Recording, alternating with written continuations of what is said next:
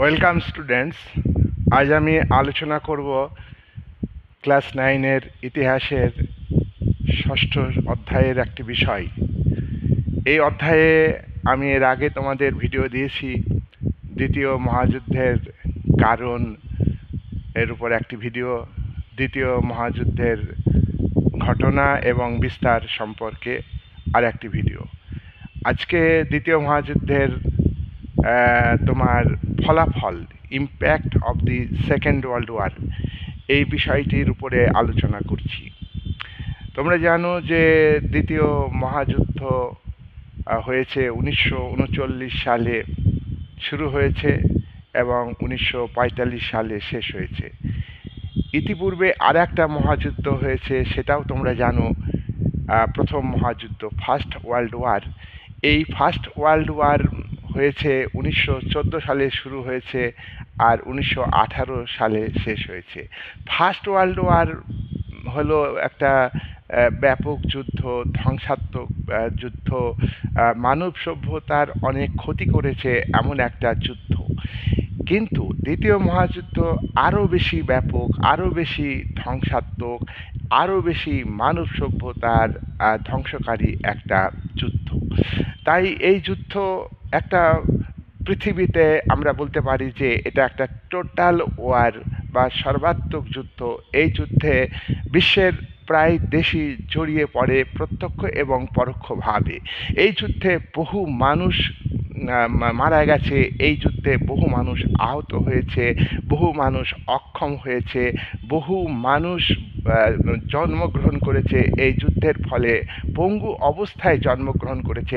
আজও এই দ্বিতীয় মহাযুদ্ধের ভয়াবহতা সম্পর্কে, ধ্বংসের রূপ সম্পর্কে আমরা মানুষ হিসাবে আতঙ্কিত। তা এই যুদ্ধ যে একটা ভয়াবহ যুদ্ধ সে বিষয়ে কোনো সন্দেহ নেই, এবং এই যুদ্ধ কাম্য ছিল না। এই যুদ্ধ অক্ষর শক্তি জোটের মূল কর্তা হিটলার, অ্যাডলফ হিটলার, নাৎসি জার্মানির রাষ্ট্রনায়ক, একনায়কতান্ত্রিক শাসক, তার সঙ্গে যোগ দিয়েছিলেন মুসোলিনি, ইটালির একনায়কতান্ত্রিক শাসক, এবং তার সঙ্গে যোগ দিয়েছিলেন জাপানের প্রধানমন্ত্রী, সামরিক নেতা মিস্টার তোজো।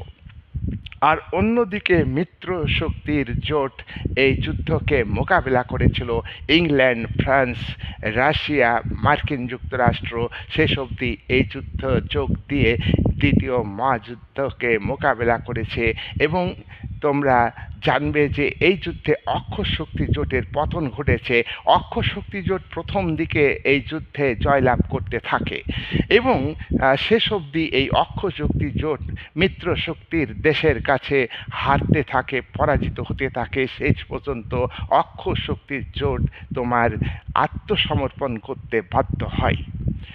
আমরা এই যে দ্বিতীয় মহাযুদ্ধ, এই যুদ্ধের ইম্প্যাক্ট কি, এই যুদ্ধের রেজাল্ট কি, এই যুদ্ধের ভয়াবহতা সম্পর্কে জানব, এবং পৃথিবীর ইতিহাসকে চেঞ্জ করে দিয়েছে এই যুদ্ধ।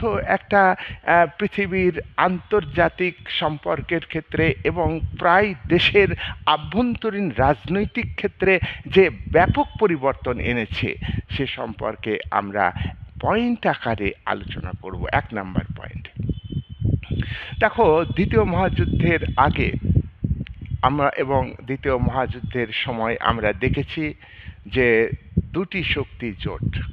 একটা অক্ষর শক্তি জোট, যে শক্তি যুদ্ধকে বাধায় তাকে বলে অক্ষর শক্তি জোট বা শত্রুপক্ষ।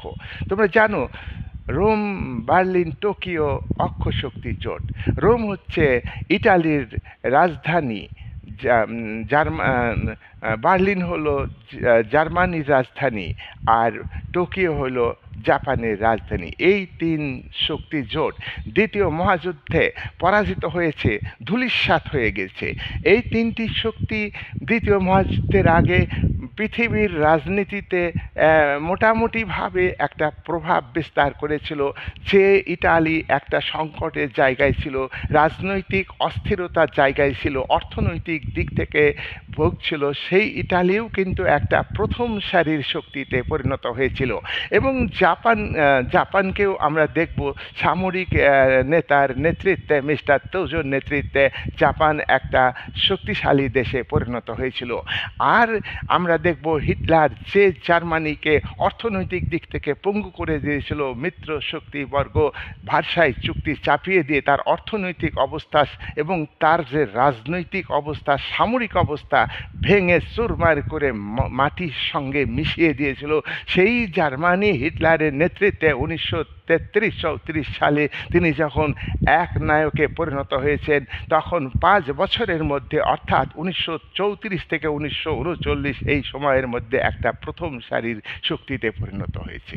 তাহলে এই যে অক্ষ শক্তি জোট একটা একটা শক্তিশালী দেশে পরিণত হয়েছিল, এই শক্তি জোট ধূলিসাৎ হয়ে যায় দ্বিতীয় মহাযুদ্ধে যোগদান করে। দ্বিতীয় মহাযুদ্ধের পর এটা একটা প্রভাব। অন্যদিকে আমরা দেখব যে মিত্রশক্তির দেশগুলো তারা কিন্তু জয়লাভ করেছে, কিন্তু মিত্রশক্তির আমরা দেশগুলির মধ্যে ভাঙন দেখতে পাবো। কি ভাঙন দেখতে পাবো? মিত্রশক্তির দেশগুলি হলো ব্রিটেন, ফ্রান্স, মার্কিন যুক্তরাষ্ট্র এবং সোভিয়েত রাশিয়া। তোমরা জানো যে সোভিয়েত রাশিয়া একটি সমাজতান্ত্রিক দেশ। মার্কস লেনিনের আদর্শের উপর ভিত্তি করে সেখানে শ্রমজীবী মানুষের এক নায়কত্ব, সর্বহারা শ্রেণীর এক নায়কত্ব, শ্রমজীবী মানুষের স্বার্থ রক্ষাকারী একটা সরকার সেখানে তৈরি হয়েছিল। তার আদর্শ একটা আলাদা ভিন্ন আদর্শ। এই আদর্শ মার্কিন যুক্তরাষ্ট্র, ফ্রান্স এবং ইংল্যান্ডের গণতান্ত্রিক পুঁজিবাদী উদারনৈতিক গণতান্ত্রিক যে শাসন ব্যবস্থা, যেখানে ব্যক্তিগত মালিকানা, ব্যক্তিগত স্বাধীনতা থাকবে, সেই গণতন্ত্র হলো মুষ্টিমেয় ব্যক্তির গণতন্ত্র, ধনিক শ্রেণীর গণতন্ত্র। সেই শাসনের সঙ্গে তোমার সমাজতান্ত্রিক শাসনের বিরোধ আছে। তাই আমরা দেখব যে মিত্রশক্তির দেশগুলি ঐক্যবদ্ধভাবে তারা হিটলার, মুসোলিনি, মিস্টার তোজোর বিরুদ্ধে যুদ্ধ করলেও, অর্থাৎ অক্ষশক্তির বিরুদ্ধে যুদ্ধ করলেও তাদের মধ্যে ভাঙন ধরেছে, দুটি শিবির গড়ে উঠেছে। 2 নাম্বার আমরা বলবো, 2 নাম্বার নতুন শক্তি জোটের ভাঙন। একটা হলো অক্ষশক্তি জোটের ধ্বংস, আর আরেক দিকে হলো মিত্র শক্তির মধ্যে ভাঙন। নাম্বার 2 নাম্বার হলো যে পৃথিবীতে দ্বিতীয় মহাযুদ্ধের পর বহুমেরু রাজনীতির অবসান ঘটেছে। বহুমেরু রাজনীতি কখন ছিল? প্রথম মহাযুদ্ধের পর 1920 থেকে 1919ই বলো, 1919 থেকে 1939, এই 20 বছর বহুমেরু রাজনীতি ছিল। বিশ্ব রাজনীতি কোনো একটা দেশের দ্বারা নিয়ন্ত্রিত হয়নি, কয়েকটা দেশের মানে দুটো দেশের দ্বারা নিয়ন্ত্রিত হয়নি, বেশ কয়েকটি দেশের দ্বারা নিয়ন্ত্রিত হয়েছে। বিশ্ব রাজনীতিতে Japan, Germany, Italy, Britain, France, এই সমস্ত দেশ কেউ কাউকে তোয়াক্কা করেনি। মার্কিন যুক্তরাষ্ট্র নিজেকে বিশ্ব রাজনীতির সঙ্গে না জড়ালেও সে নিজের মতো করে চলেছে, তার উপরে কোনো শক্তি রাষ্ট্র নিয়ন্ত্রণ করতে পারেনি। তাহলে এটাকে বলা হয় মাল্টিপোলার পলিটিক্স। এই মাল্টিপোলার পলিটিক্সের অবসান ঘটে দ্বিতীয় মহাযুদ্ধের পর। মাল্টিপোলার পলিটিক্সের জায়গায় বাইপোলার পলিটিক্স তৈরি হয়। বাইপোলার পলিটিক্স কাকে বলে? পৃথিবী দুটি শক্তি শিবিরে ভাগ হয়ে গেছে, নতুন দুই শক্তি। একদিকে সোভিয়েত রাশিয়া সমাজতান্ত্রিক শক্তি, অন্যদিকে মার্কিন যুক্তরাষ্ট্রের নেতৃত্বে পুঁজিবাদী দেশগুলির মিলিত শক্তি। এই দুই শক্তি, মার্কিন যুক্তরাষ্ট্র পুঁজিবাদী দেশগুলিকে নেতৃত্ব দিয়েছে দ্বিতীয় মহাযুদ্ধে বিধ্বস্ত পশ্চিমী দেশগুলো, ইংল্যান্ড, আমেরিকা, ফ্রান্স, ইটালি, এই সমস্ত দেশগুলিকে সহযোগিতা করেছে, সামরিক জোট গঠন করেছে এবং শিবির তৈরি করেছে। মার্কিন যুক্তরাষ্ট্র এক সময়ে তার পররাষ্ট্র নীতি গ্রহণ করেছিল যে বিশ্ব রাজনীতিতে হস্তক্ষেপ করবে না, কিন্তু সোভিয়েত ইউনিয়ন যখন সম্প্রসারণ ঘটাচ্ছে, বিভিন্ন দেশে কমিউনিস্ট আদর্শের সরকার তৈরি করছে, সমাজতান্ত্রিক সমাজ ব্যবস্থা কায়েম করছে, তখন আর মার্কিন যুক্তরাষ্ট্র চুপ করে না থেকে সে একটা সংগঠিত শিবির তৈরি করেছে, যে শিবির হচ্ছে উদারনৈতিক গণতান্ত্রিক দেশগুলোকে নিয়ে তৈরি শিবির, এবং যে করেই হোক সোভিয়েত ইউনিয়নের সমাজতান্ত্রিক আদর্শকে প্রতিরোধ করবার জন্য একটা শিবির। অন্যদিকে সোভিয়েত ইউনিয়ন আর একটা শিবির, সমাজতান্ত্রিক শিবির। সোভিয়েত ইউনিয়ন হিটলারের সঙ্গে অনাক্রমণ চুক্তি করেছিল, কিন্তু হিটলার যখন সোভিয়েত রাশিয়াকে আক্রমণ করে তখন তার ভুল ভাঙে এবং সোভিয়েত ইউনিয়নের রাষ্ট্রনায়ক স্ট্যালিন উপলব্ধি করেছিলেন যে হিটলারের নাৎসিবাদ এবং মুসোলিনির ফ্যাসিবাদ আমার সমাজতান্ত্রিক রাষ্ট্রকে আক্রমণ করবে। সুতরাং এই সমাজতান্ত্রিক রাষ্ট্র যখন সফল হলো, তখন বিভিন্ন দেশে Lithuania, Estonia, Latvia, Bulgaria, Albania, Hungary, এই সমস্ত দেশে সোভিয়েত ইউনিয়ন কমিউনিস্ট অর্থাৎ সমাজতান্ত্রিক শাসন, সমাজতান্ত্রিক সমাজ ব্যবস্থা কায়েম করে। কমিউনিস্ট অর্থাৎ কমিউনিজম নয়, সাম্যবাদী রাষ্ট্র নয়। এখানে মনে রাখতে হবে যে কমিউনিজমে রাষ্ট্র থাকে না, তাই এই জায়গাগুলোতে লিথুয়ানিয়া, এস্তোনিয়া, লাতভিয়া, বেলারুশ, এখন যে ইউক্রেন, এই সমস্ত জায়গা সোভিয়েত ইউনিয়ন দখলে নেয় এবং সে একটা যুগোস্লাভাকিয়া একটা শিবির তৈরি করে। তাহলে আমরা দেখছি বিশ্ব রাজনীতি দ্বিমেরুবাদ, একদিকে সোভিয়েত ইউনিয়ন সমাজতান্ত্রিক দেশগুলিকে নেতৃত্ব দিচ্ছে, অন্যদিকে পুঁজিবাদী দেশগুলোকে নেতৃত্ব দিচ্ছে মার্কিন যুক্তরাষ্ট্র। এই দুই শিবির। নাম্বার 3 নাম্বার হলো দুই শিবিরের মধ্যে একদিকে ইউএসএ অর্থাৎ মার্কিন যুক্তরাষ্ট্রের নেতৃত্বে পুঁজিবাদী দেশগুলো, আর অন্যদিকে সমাজতান্ত্রিক দেশগুলো সোভিয়েত ইউনিয়নের নেতৃত্বে সংগঠিত। এই দুই শিবিরের মধ্যে, এই দুই দেশের মধ্যে, একদিকে মার্কিন যুক্তরাষ্ট্র, অন্যদিকে ইউএসএসআর অর্থাৎ সমাজতান্ত্রিক সোভিয়েত রাশিয়া, এই দুই শিবিরের মধ্যে ঠান্ডা লড়াই শুরু হয়। 1945 থেকে 1991 সাল পর্যন্ত এই ঠান্ডা লড়াই চলে। এই ঠান্ডা লড়াই হচ্ছে না যুদ্ধ না শান্তি, এক চরম উত্তেজনাময় পরিস্থিতি। সোভিয়েত ইউনিয়ন মার্কিন যুক্তরাষ্ট্রকে অবিশ্বাস করে, অন্যদিকে মার্কিন যুক্তরাষ্ট্র সোভিয়েত ইউনিয়নকে অবিশ্বাস করে। সুতরাং তারা একে অপরকে ছেড়ে চলতে চায় না, কিন্তু তারা সরাসরিভাবে কোনো যুদ্ধ করেনি। 1950 সালে আমরা দেখব যে উত্তর কোরিয়ার মাটিতে যে চীনের লালফোজ এবং উত্তর কোরিয়ার কমিউনিস্ট পার্টির সঙ্গে মার্কিন যুক্তরাষ্ট্রের জাতিপুঞ্জের নেতৃত্বে যে বাহিনী গঠিত হয়েছিল এবং যুদ্ধ হয়েছিল, সেই যুদ্ধে সোভিয়েত ইউনিয়ন সরাসরিভাবে মার্কিন সেনার বিরুদ্ধে যুদ্ধ করেনি। আমরা এটা লক্ষ্য করেছি, আমরা দেখেছি যে মার্কিন যুক্তরাষ্ট্র সোভিয়েত ইউনিয়নকে জব্দ করবার জন্য, তাকে প্রতিরোধ করবার জন্যে সামরিক জোট গঠন করেছে। যুদ্ধে বিধ্বস্ত পশ্চিম ইউরোপের দেশগুলিকে যেমন একদিকে অর্থনৈতিক সহযোগিতা করেছে, তেমনি ওই দেশগুলোকে নিয়ে সংগঠিত সামরিক জোট গঠন করেছে। তার বড় প্রমাণ 1949 সালে ন্যাটো 4 এপ্রিল সংগঠিত হয়েছে। সেই ন্যাটো আজকে 30 জন সদস্য বিশিষ্ট রাষ্ট্র। সেই ন্যাটো কিন্তু আজকে ইউক্রেন রাশিয়ার যুদ্ধে একদিকে ন্যাটো, অন্যদিকে রাশিয়ার যুদ্ধ আমরা বলতে পারি। তাহলে আমরা দেখছি ঠান্ডা যুদ্ধ না শান্তি, এক চরম উত্তেজনাময় পরিস্থিতি। এটা হট ওয়ার নয়, এটা স্নায়ু যুদ্ধ।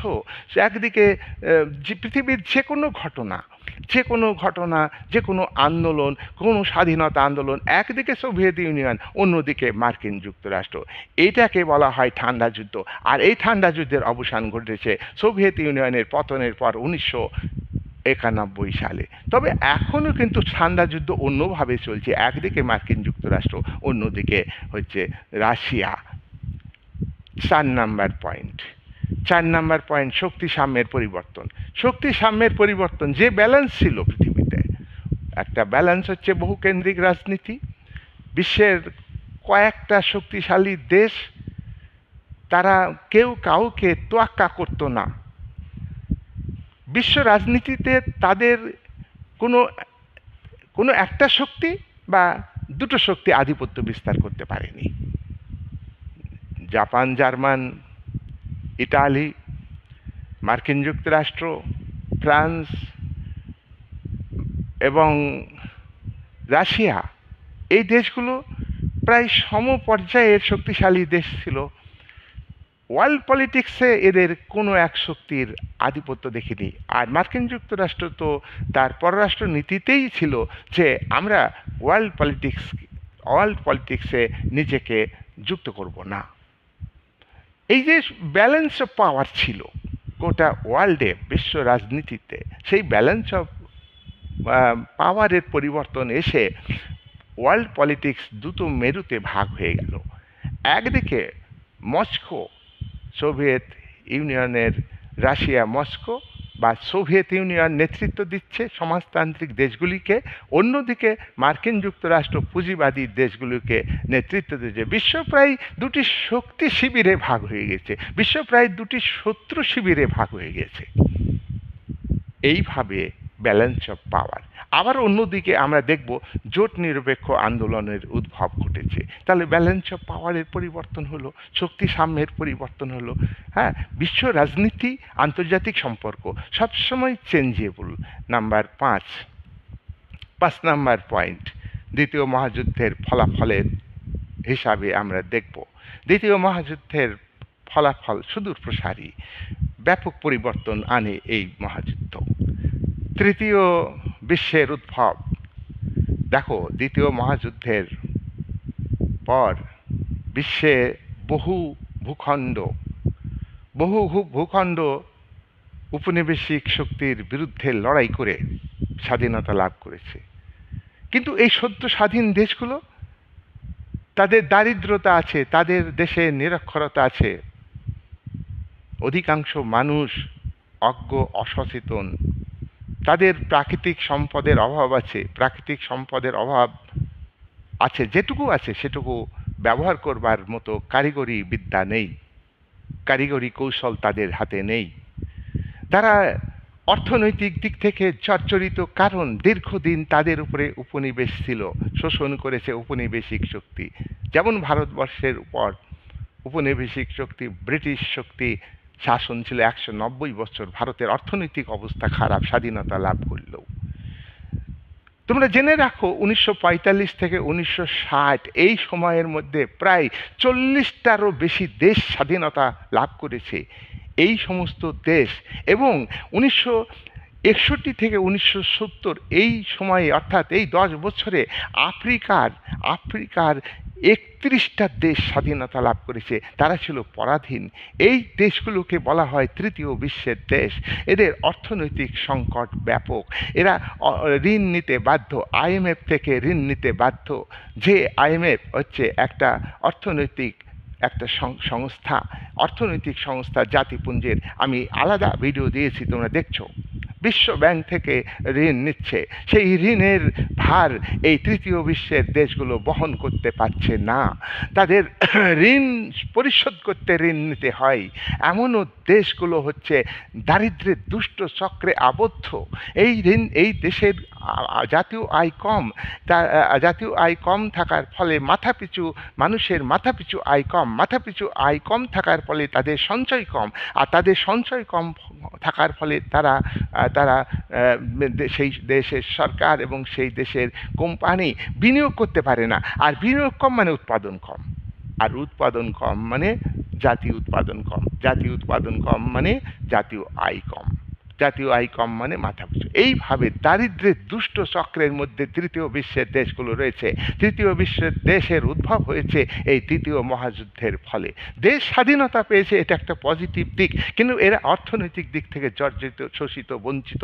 নয়া উপনিবেশিক শক্তি, যেসব উপনিবেশিক শক্তি ছিল, তারাই আবার এই তৃতীয় বিশ্বের দেশগুলোকে শোষণের জালে আবদ্ধ করে ফেলেছে। তৃতীয় বিশ্বের উদ্ভব, এটা আমরা 5 নম্বরে বললাম। 6 নম্বর, নির্জোট আন্দোলন। জোট নিরপেক্ষ আন্দোলন, এই দেশগুলো কোন দেশগুলো? এগুলোও কিন্তু সদ্য স্বাধীনতা প্রাপ্ত দেশ, দ্বিতীয় মহাযুদ্ধের পর স্বাধীন। দ্বিতীয় মহাযুদ্ধ না হলেও অনেক দেশ কিন্তু স্বাধীন হতে পারতো না, হয়তো বা, আমি গ্যারান্টি দিয়ে বলতে পারছি না। তা দ্বিতীয় মহাযুদ্ধের পরে জোট নিরপেক্ষ আন্দোলন, ভারত জোট নিরপেক্ষ আন্দোলনের নেতৃত্ব দিয়েছে।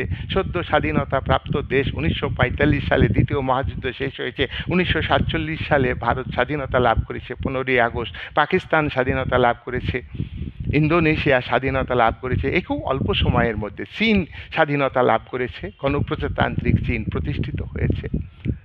তাহলে এই যে ভারত হলো জোট নিরপেক্ষ আন্দোলনের নেতা, ভারতকে সাপোর্ট করেছে ইন্দোনেশিয়ার ডক্টর সুকর্ণ, মিশরের রাষ্ট্রপতি নাসের সমর্থন করেছেন, যুগোস্লাভিয়ার মার্শাল টিটো সমর্থন করেছেন, এবং আরও কিছু দেশ জোট নিরপেক্ষ আন্দোলনকে সমর্থন করেছে।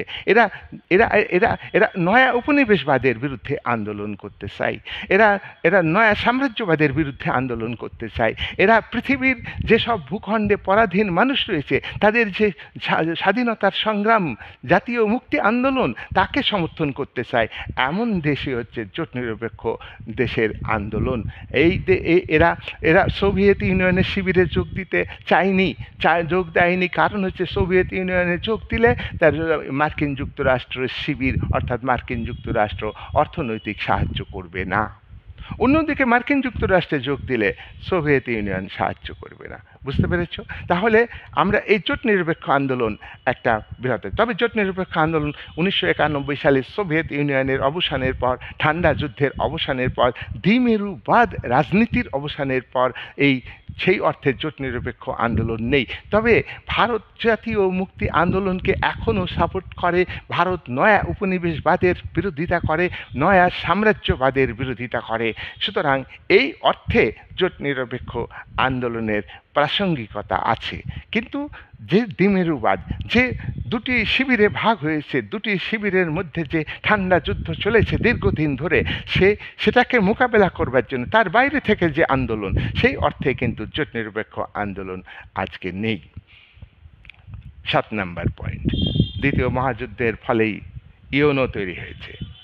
ইউএনও তৈরি হয়েছে লিগ অফ নেশনস 1919 সালে উইড্রো উইলসনের 14 দফা দাবির মধ্যে একটা অন্যতম দাবি ছিল যে আন্তর্জাতিক সংগঠন করতে হবে, পৃথিবীকে যুদ্ধমুক্ত পৃথিবী করতে হবে, পৃথিবীর বিভিন্ন দেশের নিরাপত্তা বজায় রাখতে হবে, পৃথিবীর পরাধীন জাতির আত্মনিয়ন্ত্রণের অধিকার, রাজনৈতিক ভাগ্য নিয়ন্ত্রণের অধিকার স্বীকার করে নিতে হবে।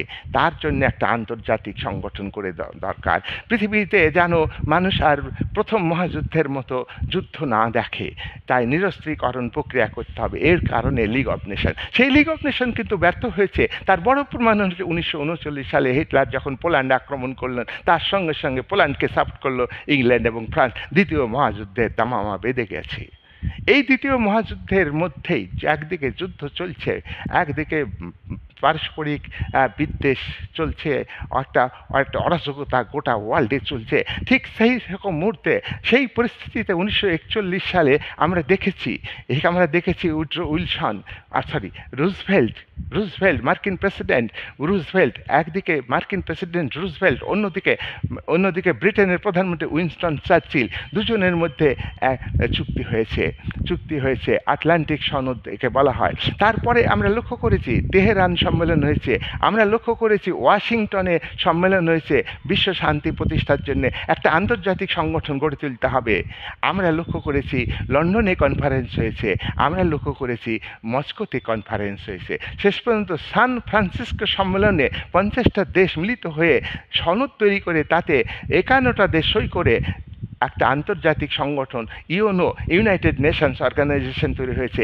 এই সংগঠন হচ্ছে অতি রাষ্ট্রীয় সংগঠন। এই সংগঠনের সার্বভৌম ক্ষমতা নেই, তবু কিন্তু বিশ্বকে আগামী দিনে দ্বিতীয় মহাযুদ্ধের মতো আর যেন যুদ্ধ না হয়, ওয়ার্ল্ড পিস অ্যান্ড সিকিউরিটি, অর্থাৎ বিশ্ব শান্তি এবং বিশ্বের বিভিন্ন দেশের যে নিরাপত্তা সেটাকে বজায় রাখবে, জাতীয় মুক্তি আন্দোলনকে সমর্থন করবে, যুদ্ধ নয়, সাম্রাজ্যবাদ নয় এবং নয়া উপনিবেশবাদ নয়। উপনিবেশবাদ আজকে মানব সভ্যতায় দাঁড়িয়ে উপনিবেশবাদকে উচ্ছেদ করতে হবে। এই ইউনো মানব অধিকার ঘোষণা করেছে, মানব অধিকার হিউম্যান রাইটস রক্ষা করতে হবে, যেটা ইউনোর সনদে বলা আছে।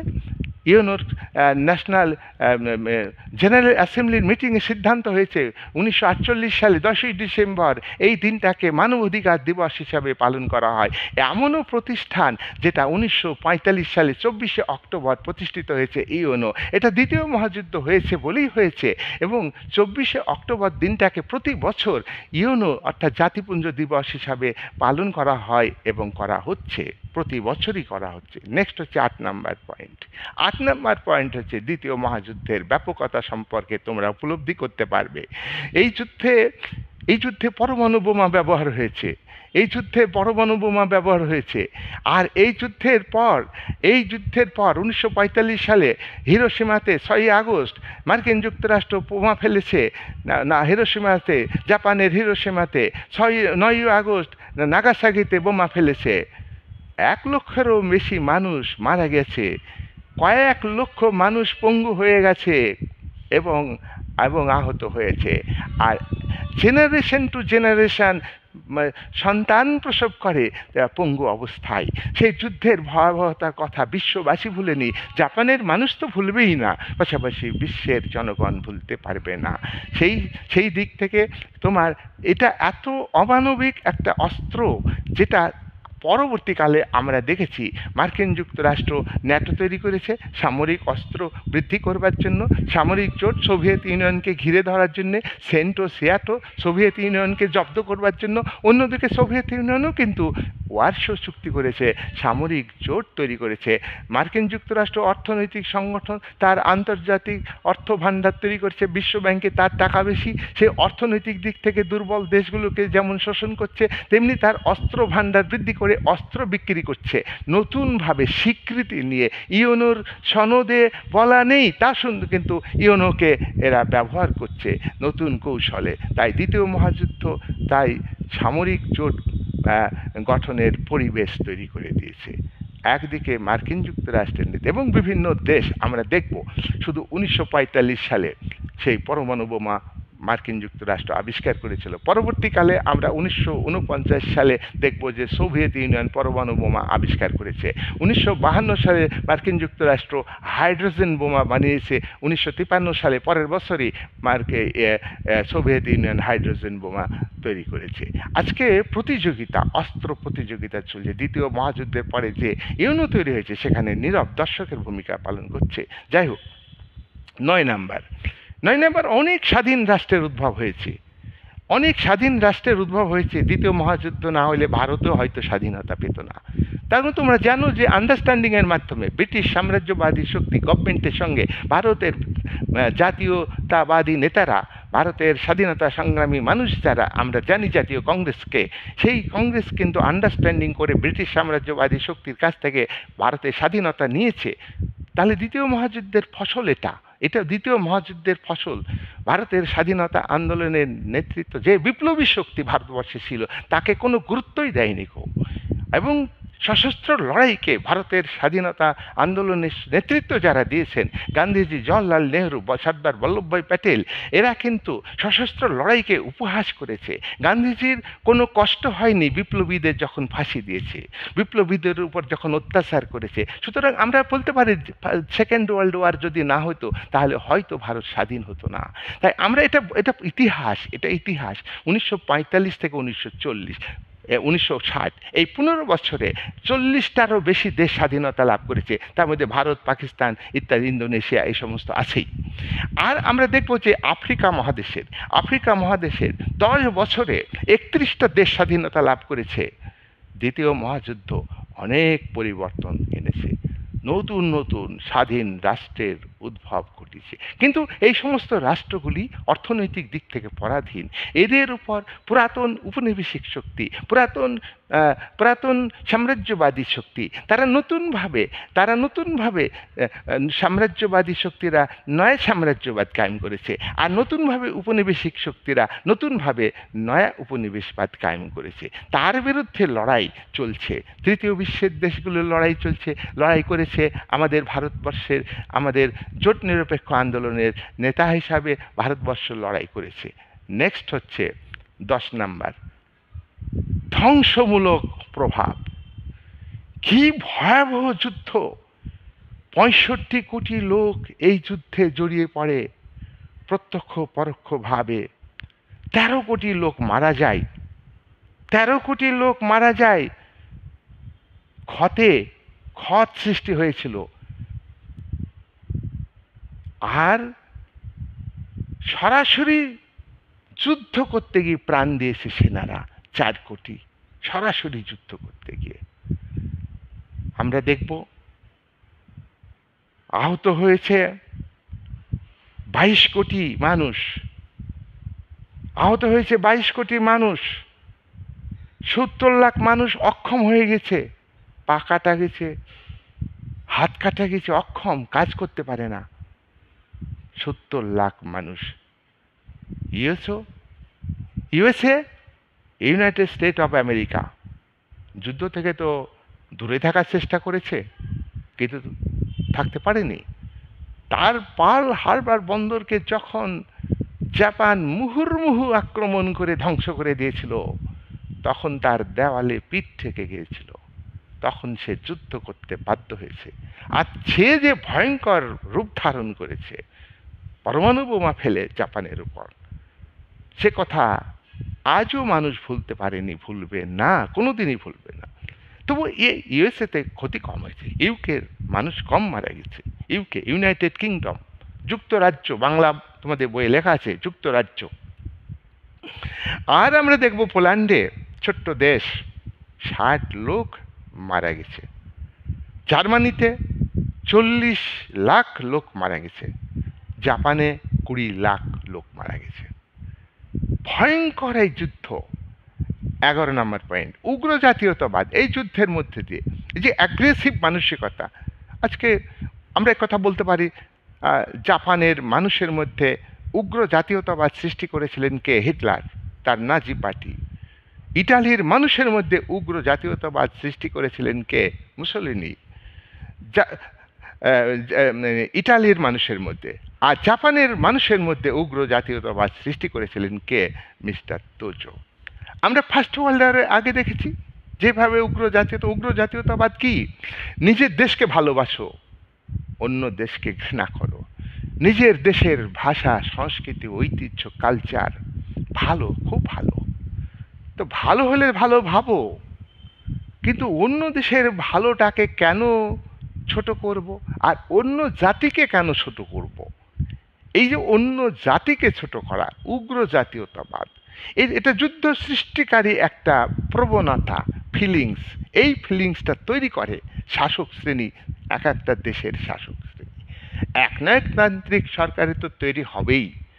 গণতান্ত্রিক, আমি আগে একটা ভিডিওতে বলছিলাম, একনায়কতন্ত্র, গণতন্ত্র এসব আপেক্ষিক ধারণা।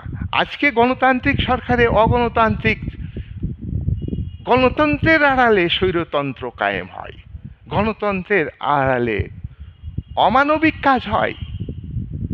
তাই এ গণতন্ত্র কিন্তু প্রকৃত অর্থে গণতন্ত্র নয়। জাতীয়তাবাদ, আদর্শ জাতীয়তাবাদ নিজেকে বাঁচতে শেখায়, নিজে বাঁচো, অপরকে বাঁচতে সাহায্য করে, অপরকে বাঁচাও। এই ধারণার থেকে সরে আসা, সেটা হলো উগ্র জাতীয়তাবাদ। দ্বিতীয় মহাযুদ্ধের মধ্য দিয়ে এই উগ্র জাতীয়তাবাদের ধারণা বিস্তার লাভ করেছে। নেক্সট হচ্ছে আমরা দেখব, আর পাশাপাশি হচ্ছে উপনিবেশবাদ। আচ্ছা, এটা আমি আরেকটা পয়েন্টে বলি, 12 নম্বর পয়েন্ট। 12 নম্বর হচ্ছে যে উপনিবেশবাদ, সাম্রাজ্যবাদের অবসান ঘটেছে দ্বিতীয় মহাযুদ্ধের ফলে। সাম্রাজ্যবাদ নিপাত যাক, এই স্লোগান উঠেছে উপনিবেশবাদ নিপাত যাক, এই স্লোগান উঠেছে। এটা অনেক কার্যকরী হয়েছে। আমি আগেই বলেছি, নতুন নতুন রাষ্ট্রের উদ্ভব হয়েছে, অনেক দেশ স্বাধীনতা পেয়েছে। তাহলে দেখো, স্বাধীনতার লড়াই মানুষের দুটো অর্থে। একটা, দেশের মানুষ যে সরকার থাকে, সেই সরকার যদি গণতন্ত্রকে হত্যা করে, স্বাধীনতাকে কেড়ে নেয়, নাগরিকদের অধিকার প্রদানের পরিবেশ তৈরি করতে না পারে, শুধু রাজনৈতিক অধিকার নয়, যেটা হলো অর্থনৈতিক অধিকার, এটা হচ্ছে আসল। এই অর্থনৈতিক অধিকার স্বাধীনতা প্রাপ্ত দেশগুলি এখনো জনগণ পায়নি। ধনবৈষম্য, পাহাড় পর্বতের মতো উঁচু ধনবৈষম্য, ব্যাপক পার্থক্য। এই উপনিবেশবাদ, নয়া উপনিবেশবাদ খাতা কলমে বাতিল হয়েছে, সনদে বাতিল হয়েছে, কিন্তু এখনো নয়া সাম্রাজ্যবাদ, নয়া উপনিবেশবাদ আছে। দ্বিপাক্ষিক চুক্তির মাধ্যমে, বহুপাক্ষিক চুক্তির মাধ্যমে, সেই আন্তর্জাতিক সংগঠনের মাধ্যমে, আঞ্চলিক সংগঠনের মাধ্যমে দুর্বল দেশ, অর্থনৈতিক দিক থেকে দুর্বল দেশ আরও দুর্বল হচ্ছে, পরনির্ভরশীল হয়ে যাচ্ছে উন্নত দেশের কাছে। আত্মনির্ভরশীল হতে দেওয়া হয় না, এটা নয়া উপনিবেশবাদ। আর সাম্রাজ্যবাদ হচ্ছে মানবাধিকার রক্ষার অজুহাতে, সন্ত্রাসবাদ দমনের অজুহাতে মানবিক রূপকে সামনে রেখে সেনা পাঠানো, এক্সকিউজ দেখিয়ে এ দেশ অস্ত্র বানাচ্ছে। তাই কাজটা কারা করে? বিগ পাওয়ার করে, বিগ পাওয়ার করে। এই কাজটা করে ইউকে, ইউনাইটেড কিংডম, এই কাজটা করে ইউএসএ, মার্কিন যুক্তরাষ্ট্র, এই কাজটা করে রাশিয়া, এই কাজটা করে চায়না, এই কাজটা করে ফ্রান্স। বিগ পাওয়ার, বিগ পাওয়ার, বিগ পাওয়ারের এরা 5 পাওয়ার্স। সেটা হলো এই এই নয়া উপনিবেশবাদ, নয় সাম্রাজ্যবাদ। আজকে মার্কিন যুক্তরাষ্ট্র তোমার নয় সাম্রাজ্যবাদ কায়েম করছে। তাই দ্বিতীয় মহাযুদ্ধের যে ভয়াবহ ফলাফল আমরা আলোচনা করলাম, এর মধ্য দিয়ে আমাদের সচেতন হতে হবে। নয় সাম্রাজ্যবাদ, নয় উপনিবেশবাদ, এর বিরুদ্ধে সোচ্চার হতে হবে এবং বিশ্ব জনমত তৈরি করতে হবে। যুদ্ধমুক্ত পৃথিবী আমাদের গড়তে হবে। আমি একটা ভিডিওতে বলেছি, যুদ্ধ মানুষ সৃষ্টি করে, আবার যুদ্ধকে বাতিল করতে পারে মানুষই। মানুষের মানসিকতা করতে হবে। তাই এদেশ ওদেশ নয়, আন্তর্জাতিকতাবাদ তৈরি করতে হবে। বিশ্ববাসীর মধ্যে ভ্রাতৃত্ব বোধ করে দিতে হবে। প্রত্যেক দেশের শাসক শ্রেণী বিশ্ববাসীকে বিচ্ছিন্ন করে, যতই মুখে আন্তর্জাতিকতাবাদের কথা বলুক, যতই ইউনোর আইন তৈরি হোক না কেন, যতই সাধারণ সভাতে নিয়ম তৈরি হোক, ইন্টারন্যাশনাল ল কমিশন যতই আইন তৈরি করুক, মানবাধিকার ঘোষণার কথা তত্ত্বগতভাবে যতই ঘোষণা হোক না কেন, যতই মানবাধিকার দিবস হিসাবে 10ই ডিসেম্বরকে পালন করা হোক না কেন, যতই নারী দিবস হিসাবে পালন করা হোক না কেন, এটা বড় কথা নয়। সব থেকে বড় কথা হলো পৃথিবীর সমস্ত মানুষের মধ্যে চেতনা আনা, ভ্রাতৃত্ব, সৌভ্রাতৃত্ব। আজকে বিশ্ব নাগরিকের ভাবনা ভাবতে হবে। আমি দেশের নাগরিক, তার পাশাপাশি আমি বিশ্বের নাগরিক। আন্তর্জাতিকতাবাদ, জাতীয়তাবাদ থাকতে হবে, নিজের দেশকে ভালোবাসতে হবে। তেমনি বিশ্ব দেশ অর্থাৎ প্রত্যেকটা দেশকে ভালোবাসতে হবে। কিন্তু শাসক শ্রেণী কৃত্রিমভাবে, মুখে যাই বলুক না কেন, কৃত্রিমভাবে বিভিন্ন দেশের মধ্যে যে জনগণ তাদের বিচ্ছিন্ন করবার চেষ্টা করে। আর শাসক শ্রেণী এইটা করে করাপশন করবার জন্য। তাদের যে করাপশন, সেই করাপশনকে ঢাকার জন্য এটা করে। তাই আমাদের বিশ্বের জনগণের কাছে আবেদন থাকবে যে সচেতন হতে হবে। প্রত্যেকটা মানুষের, ইচ অ্যান্ড এভরি ওয়ার্ল্ডের প্রত্যেকটা মানুষের বাঁচার অধিকার আছে। প্রত্যেকটা মানুষের অর্থনৈতিক স্বাধীনতা স্বীকার করতে হবে। শুধু রাজনৈতিক স্বাধীনতা দিলে হবে না। আর বিশ্বের বিভিন্ন দেশ পলিটিক্স করে। প্রত্যেকটা দেশের গভর্নমেন্ট তার দেশের মানুষকে শোষণ করেই টিকে থাকে এবং তারা করাপশন বেশি করে সাধারণ মানুষের তুলনায়। এই বলে আজকের আলোচনা আমি শেষ করলাম।